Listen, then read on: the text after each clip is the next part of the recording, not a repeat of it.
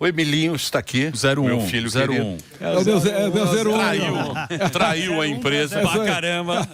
Traiu a empresa. Meu no 01 Braddock aí, tá Show certo, agora. Tá no Braddock Show, dando uma traída na empresa, mas tudo bem. A gente tem que aceitar, Filho faz né? isso. Vai Tá fazer- ampliando, vai tá fazer ampliando, o quê? né? Abraço, Manuel. Eu queria você quer perguntar para o Flávio aqui, Olha. o nosso pré-candidato, né? A gente sabe que o governo do seu pai, o governo do Jair Messias Bolsonaro, foi um governo extremamente técnico, né? Como o Pablo bem mencionou aqui, teve resultados positivos nas estatais, coisa que nunca aconteceu aqui no Brasil, enfim.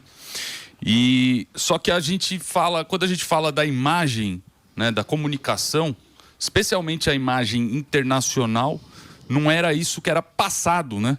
E eu já vi que você foi até dar uma entrevista numa TV francesa.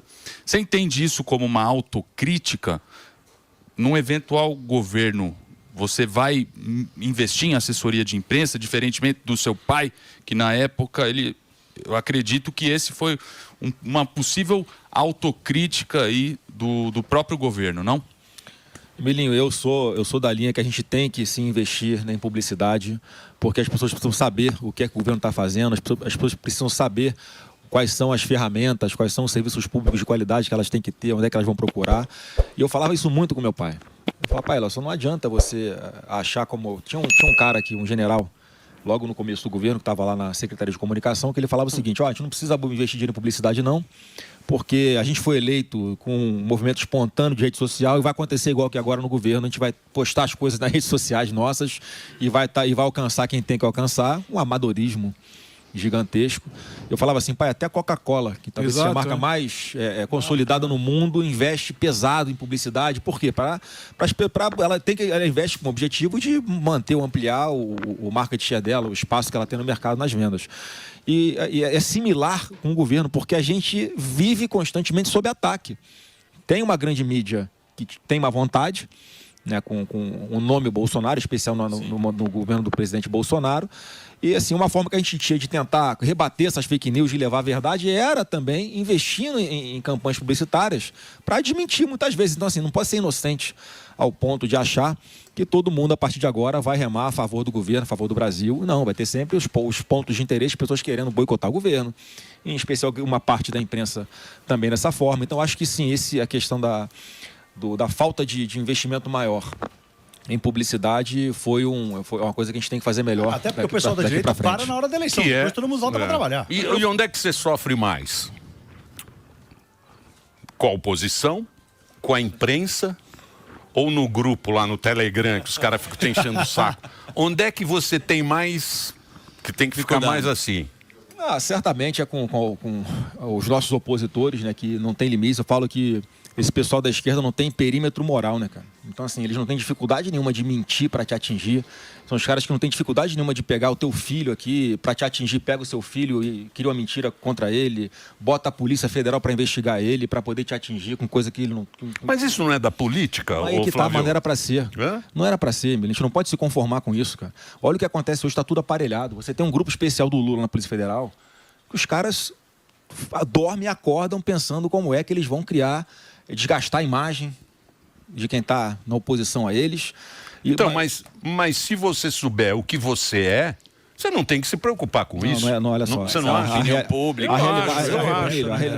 A realidade na política, né, mas no momento que a gente está vivendo, não é essa. Não é essa. Não é, quem não deve não teme. Isso aí...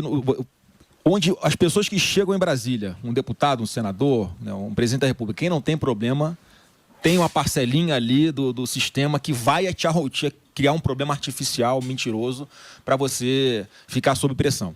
Então, assim, a realidade é essa. E como é que muda isso? Eu falo sempre o seguinte, o bom exemplo vem de cima. Você viu, enquanto o presidente era o Bolsonaro, a PF perseguindo alguém? Sim, não tem. Olha como é que acontece hoje. Eu não vou dar nomes aqui, mas você pega qualquer parlamentar, um cara nunca teve problema nenhum na vida dele, um deputado que está lá, ele posta uma coisa na rede social, cara, daqui a pouco é processo em cima dele, daqui a pouco a PF batendo na casa, busca apreensão na casa do deputado porque falou uma coisa, né, que desagradou na internet. Isso, a gente não pode se conformar com isso. Virou uma selvageria.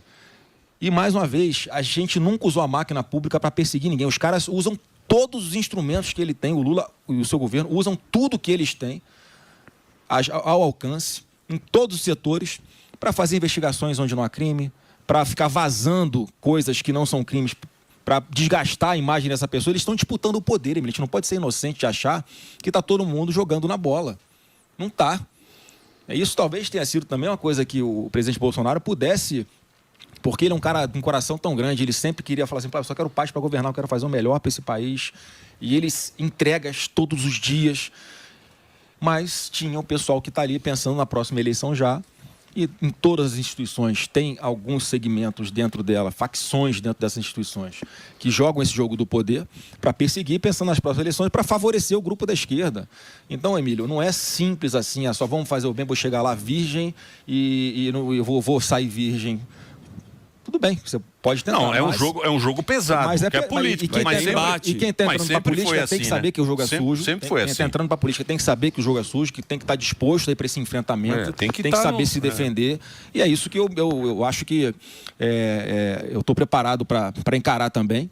Então, mais uma vez, 23 anos de política, senador, participei 4 anos de tomar de decisão junto com meu pai ali, em momentos difíceis, em momentos bons. E eu conheço como é que funciona o sistema. Eu sei como é que funciona a política, então eu vou saber lidar com isso. Flávio, você comentou com razão que a situação econômica é complicada. Caso eleito, você vai pegar uma dívida pública altíssima, a taxa de juros alta por conta de uma gestão preocupante das contas públicas, e você fala em cortar gastos e cortar impostos. Quanto de gastos, porque 90% do orçamento do governo é engessado. E cortar gasto, o pessoal chora. E eu quero saber, assim, quantos bilhões, você já pensou nas contas de onde você vai tirar? E quais impostos? Porque você tem que cortar os dois e manter a dívida pública. Não é uma tarefa fácil. Você já abriu esse número, assim? Quais são as rubricas que você vai mexer? Não tenho especificamente, Samir, não dá para te falar isso aqui agora, porque é um emaranhado de coisas. É o castelo de cartas, né? Se você quiser tirar um imposto aqui, tirar uma carta, vai desabar do outro lado. Isso que você está falando de equilibrar. Eu acho que a gente tem que buscar sempre, mais uma vez, cortar despesas em primeiro lugar. De onde vai tirar? Cara, são 38 ministérios, cara. É a carreta furacão. É só não viajar bastante. Põe a carretona aí, ó.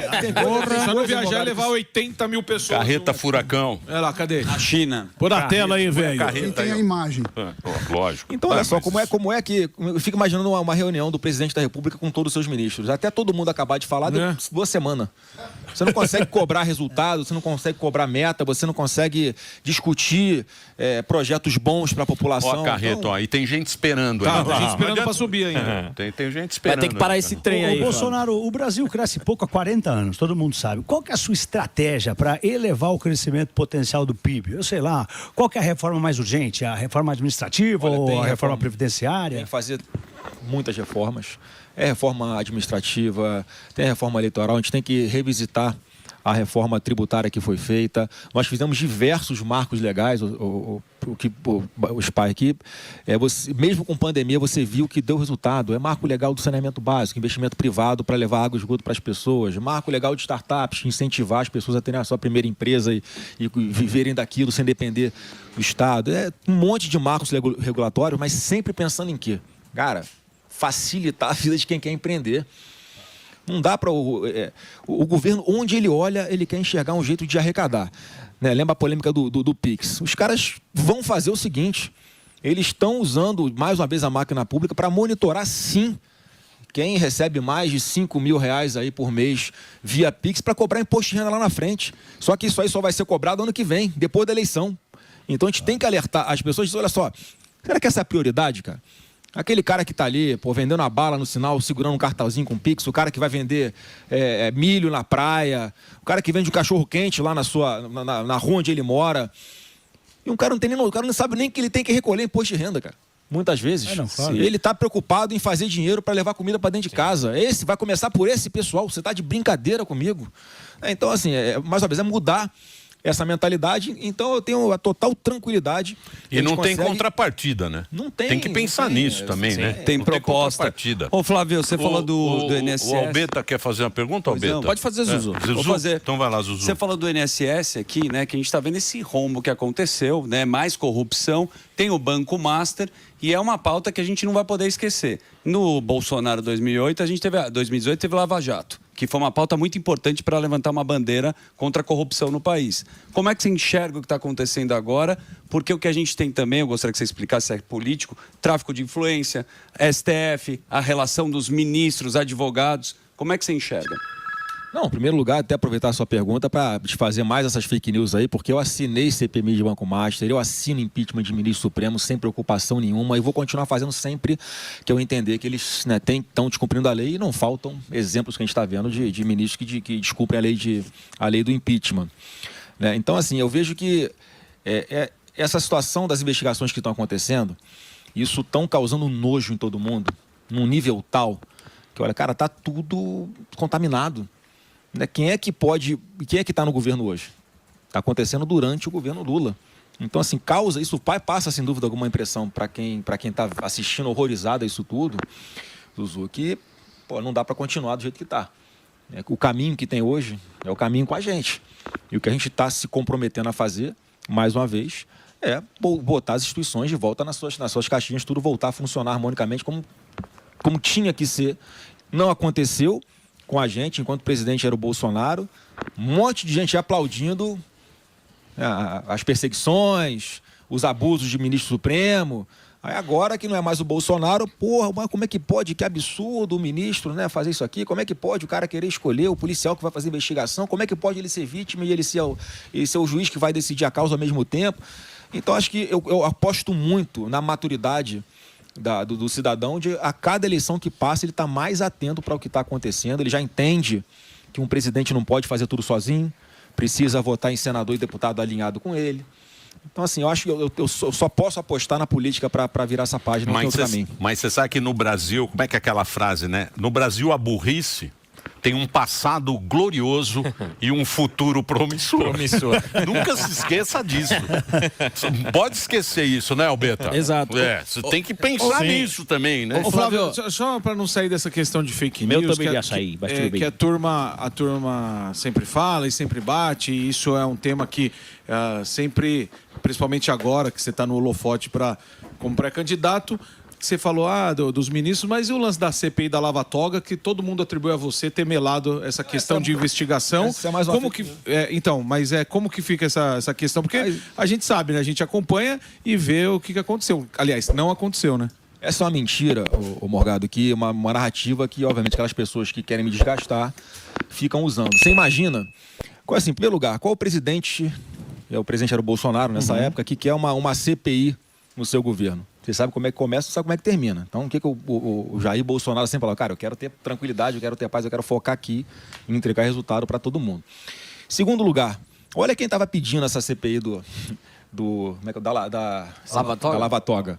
Você imagina se a CPI ia ser o presidente Randolfo Rodrigues, a relatora Soraya Tronic, e ia ficar tudo bem para o governo? Vocês acham que eles iam conduzir para realmente sanear o Poder Judiciário? Não ia acontecer dessa forma, ia ser ruim, não ia resolver o problema, ia trazer desgaste e problema para o governo do presidente Bolsonaro. Então, assim, não é o caminho inteligente para vendem uma falsa percepção de que uma CPI de Lava Toga ia resolver o problema do judiciário. Não ia resolver. Sabe o que ia acontecer? Ia entrar alguém do PT com habeas corpus lá no Supremo, eles próprios dar um habeas corpus para eles mesmo para trancar uma CPI dessa. E que não ia ser instalada, porque os presidentes não iam permitir naquele momento que fosse instalada. Então, assim, beira uma inocência achar que a gente vai resolver o problema, que é um problema que a gente tem hoje, dos abusos de autoridade por parte da cúpula, de alguns poucos na cúpula do judiciário, só com uma CPI, cara. Quantas vezes vocês criticam aqui que a CPI não vai dar em nada, que a CPI vai ter problema? Que é um palanque político. Por que essa ia dar em alguma coisa? E, na verdade, ia servir para causar uma ruptura ali, aberta, uma pancadaria entre executivo e judiciário, e ainda com o legislativo sendo acusado de, olha, o Bolsonaro está apoiando esse troço para ir contra o poder judiciário, é antidemocrático, vira um ruptura político, né? Cara, ia ser um pandemônio. Então, Aquela CPI da Covid, foi isso, foi uma campanha. Foi a médica japonesa E não sei lá. se vocês lembram, todas as emissoras transmitiam o tempo inteiro. Ao vivo. Vê se essa CPI mas aí... a INSS não transmite. Virou novela. Transmite, né? Se não sou eu encher o saco aqui É verdade. pra falar dos velhinhos, É ruim. é ou não é pra eu Aliás, eu quero falar? parabenizar aqui o Coitados, presidente né? da CPI, o Carlos INSS. Viana, e o relator... Veio aqui. Veio aqui. O Viana tá bom, Van ele foi Hatten. operado, né? Nossa, deu branco agora o relator, o relator da CPMI do INSS. Relator. A gente Não, lembra. mas é o... Põe aí no Google, Sami. Relator. Lá do deputado deputado Alfredo Gaspar, Isso. lá de Alagoas, que estão fazendo um belíssimo trabalho. Né? Enfim, tá mostrando as entranhas. De como é que E o funciona Nicolas? governo E o Lula. Nicolas? Vocês estão... Não, olha só. Meu amigo Parça. Nicolas.